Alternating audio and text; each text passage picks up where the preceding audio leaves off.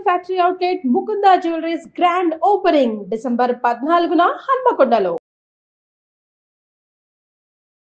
జై శ్రీకృష్ణ.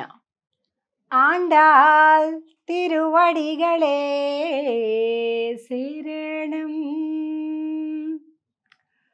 ప్రియ భగవద్బంధులారా, ఎన్నో రోజుల నుంచి చూస్తున్నటువంటి దివ్య ధనుర్మాస వ్రతం ప్రారంభం అవ్వబోతుంది. తిరుప్పావై ఆండాళ్ తల్లి చెప్పినటువంటి ఈ పాశురాలు మొత్తం 30 పాసురముల మాలిక. పాసురము అంటే తమిళ భాషలో పాటలు, శ్లోకములు ఇలాంటి ఒక అర్థం వస్తుంది.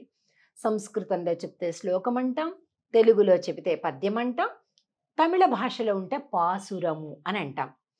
ఆండాళ్ తల్లి తమిళనాడులోని శ్రీవిల్లిపుత్తూరులో తాను అవతరించి స్వామిని చేపట్టటానికి ఒక వ్రతంగా 30 రోజుల వ్రతం, తిరుప్పావై వ్రతం, ధనుర్మాస వ్రతం, మార్గళి వ్రతం, ఇన్ని పేర్లతో చెప్తాం.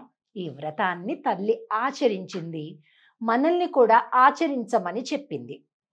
అందుకే మనం రేపటి నుంచి ఈ వ్రతాన్ని ప్రారంభించుకుంటున్నాం.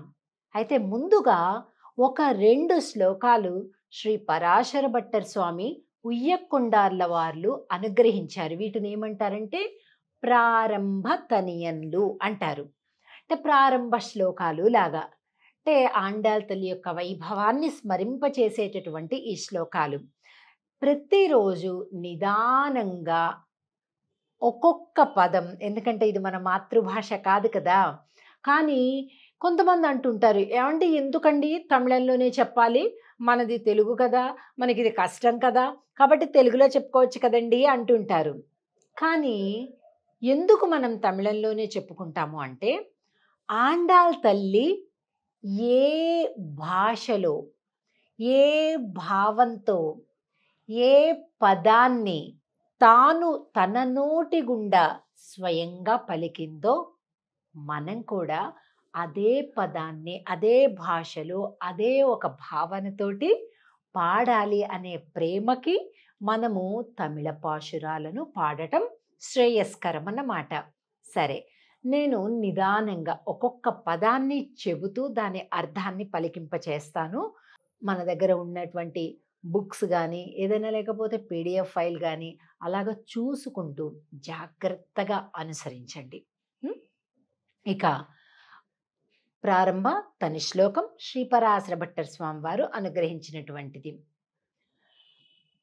నీలాతుంగ స్తనగిరి తటీ సుప్తం ఉద్బోధ్య కృష్ణం పారార్ధ్యం స్వం శృతిశతశిరసిద్ధం అధ్యాపయంతి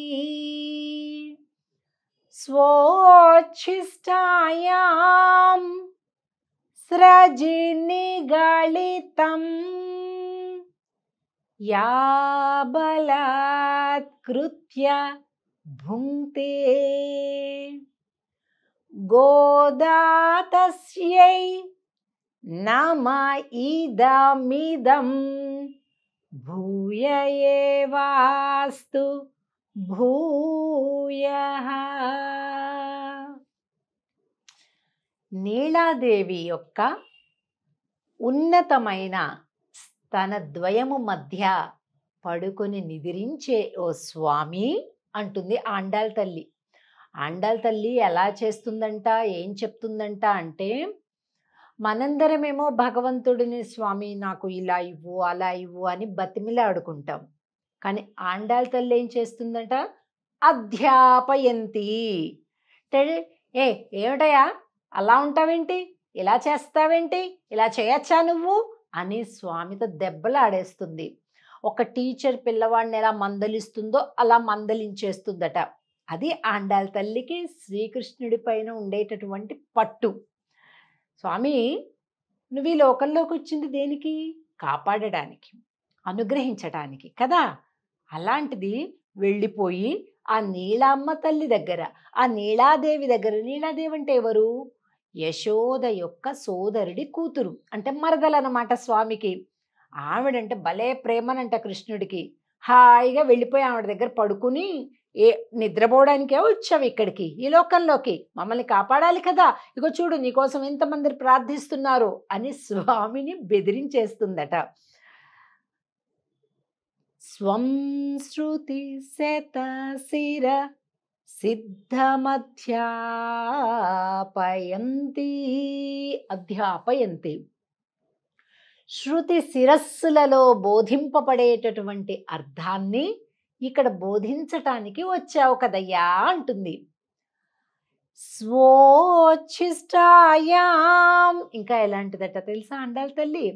స్వ ఉచ్ఛిష్టాయాం స్రజిని గళితం యా బలాత్కృత్య భుంక్తే. మామూలుగా భగవంతుడికి ఏది పెట్టాలన్నా కూడా ఆచితూచి శుభ్రం చేసి చక్కటిది పెడతాం కదా. కానీ మరి ఆండాళ్ళు ఎలా పెట్టింది అంటే తాను వేసుకొని తీసినటువంటి పూలమాలలని పెట్టింది. మనం పెట్టుకొని భగవంతుడికి పెడతామండి ఎక్కడైనా? పెట్టం కదా. మన తల్లో పెట్టుకొని మళ్ళీ తీసి స్వామికి వేస్తామా? అసలు వేయం.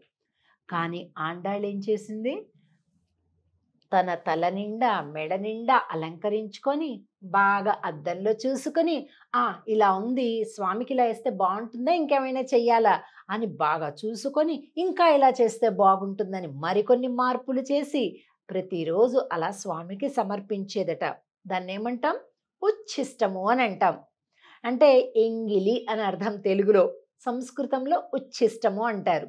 అందుకే చూడండి, ఇప్పుడు భగవంతుడికి నివేదన చేయాలంటే మామూలుగా రుచి చూస్తాం, ఒకసారి టేస్ట్ చూసి బాగుందా లేదా అని, ఇంకొద్దిగా ఇలా వేయాలి, అలా వద్దు, అలా ఎక్కువైంది, ఇలా తక్కువైంది, ఇలా మాట్లాడుకుంటాం, ఇలా అనుకుంటుంటాం కదా. కానీ అదే భగవంతుడికి నివేదన చేయాలి అంటే రుచి చూస్తామా? చూడం. ఎలా వండామో పరిశుభ్రంగా అలాగే తీసుకెళ్ళి స్వామివారికి నివేదన చేస్తాం. రుచి ఉప్పు ఎక్కువైనా కారం ఎక్కువైనా ఇక మనం చూడడానికి వీల్లేదు నివేదన చేసేటప్పుడు. దానిని ఎంగిలి అని అంటారు. రుచి చూస్తే కొద్దిగా, నేను కడుపు నిండా తినలేదండి అని కూడా అనకూడదు, కొద్దిగా చూస్తే చాలా అది ఎంగిలైపోతుంది. మరి పూలైనా అంతే, నివేదన పదార్థమైనా అంతే, ఏదైనా కూడా. మరి ఆండాళ్ళ తల్లి ఏం చేసింది అంటే తాను వేసుకొని తీసిన మాలలు స్వామికి ఇచ్చింది. ముడచి విడచిన పుష్పమాలలట శ్రీయపతియే కోరినారట చేరి సేవింతమురారమ్మ అని పాడుకుంటాం.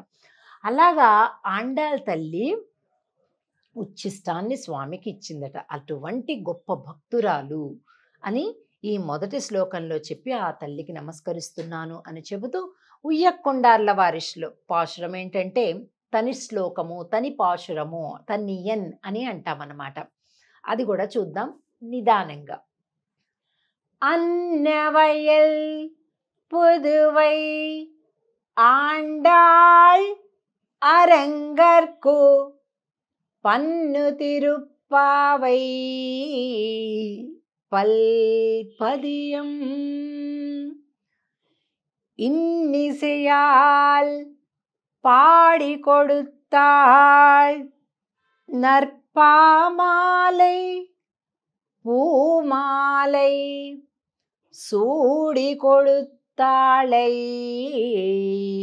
சொல்லு சூடி கொடுத்த சுடற்கொடியே தொல்பாவை பாடியருள வல்ல பல்வளையாய்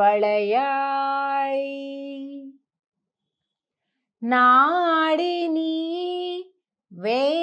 வேங்கடவர்க்கு விதி என்ற இம்மாத்தம் நாங்கடவா வண்ணமே నల్గు. అన్నవయల్ పుదువై శ్రీ విల్లిపుత్తూరులో అవతరించి ముడచి విడచిన పుష్పమాలలు స్వామికి సమర్పించినటువంటి 10 ఆళ్వారుల యొక్క పుత్రిక అయినటువంటి మా ఆండాళ్ తల్లికి నమస్కారములు, వందనములు అని చెప్తున్నారు ఈ తని శ్లోకంలో. స్వామి వెంకటేశ్వర స్వామి వారిని కూడా స్మృతికి తెచ్చుకుంటూ ఇక ఆ వ్రతం ప్రారంభమవ్వబోతుంది. ఒక్కొక్క పాశురాన్ని ఒక్కొక్క రోజు మనం అనుసంధానం చేసుకుందాం. ఆండాళ్ తిరువడిగళే శరణం. జై శ్రీకృష్ణ.